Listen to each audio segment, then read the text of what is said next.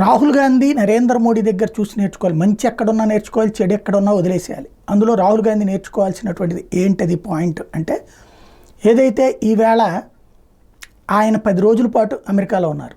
రోజుకి ఒక 5 గంటలేమో పనిచేశారు, లేదా మొత్తం మీద 5 గంటలో తెలియదు. కానీ మాట్లాడిన ప్రతి మాట భారతదేశానికి వ్యతిరేకంగా ఉంది, భారతీయ విధానాలకు వ్యతిరేకంగా ఉంది, భారతీయ సంస్కృతికి వ్యతిరేకంగా ఉంది, భారతీయ సంప్రదాయాలకు వ్యతిరేకంగా ఉంది. భారతీయులు దోషులుగా చూపించే ప్రయత్నం చేశారు.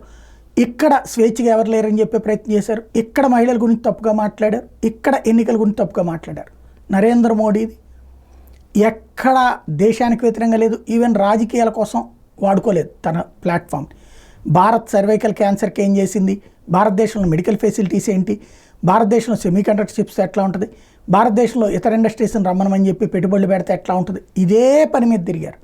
అంటే రాహుల్ గాంధీ వేసిన ట్రాప్లో పడకుండా దేశం డెవలప్మెంట్ అన్న రూట్లోనే మోడీ చేసినటువంటి విషయాల్ని తెలుసుకో రాహుల్ గాంధీ అన్నది ఇప్పుడు బీజేపీ అభిమానులు చెప్తున్నమాట.